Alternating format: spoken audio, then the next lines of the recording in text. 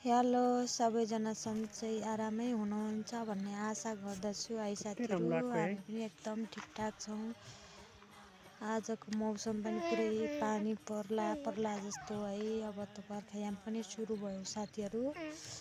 हजुरहरूका दिनचर्या के कसरी बितिरहेको छ अनि हजुरहरूले पनि आफ्नो प्रतिक्रिया कमेन्ट बक्समा गएर छोड्नु होला भन्न चाहन्छु।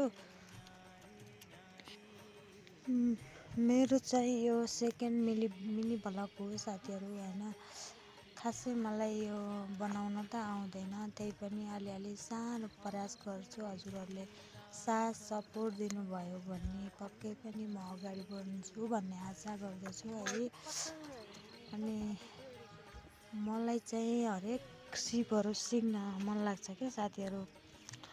मलाई सिकाउने हैन, डोको बुन्न अनि नाङ्लो बुन्न अनि यता अनि हाम्रोतिर अरूहरू पनि भन्छ है, डोको डालो नाम्लो सुको भन्छ नाङ्लोलाई त हाम्रोतिर। अनि त्यो भयो अनि भ्रोटी राङ्रे हुन्छ नि त्यो छोक्राहरू, त्यो भयो अनि डोरीहरू बाँड्ने हरेक कामहरू मलाई एकदमै सिक्न रहर लाग्छ क्या साथीहरू।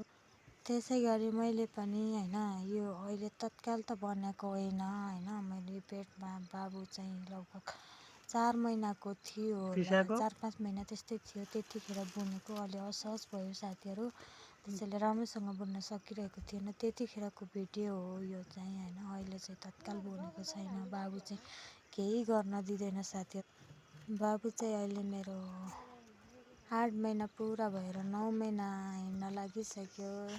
हजुरहरूले पनि भन्दा अघिल्लो भिडियोमा हेर्न सक्नुहुन्छ मेरो बाबु हैन। 4 बजेदेखि लागेको यति बुने है। के भयो खै? बाबु चाहिँ पेटमा हुँदाखेरि हो साथीहरू यो डोको चाहिँ बुनेको।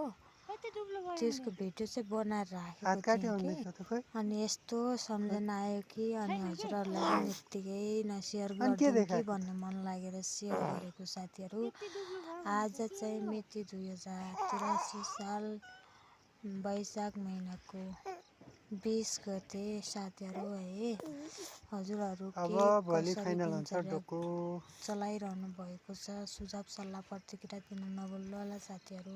यस्तै भिडियोको लागि लाइक कमेन्ट सेयर गर्न नभुल्नु होला। धन्यवाद।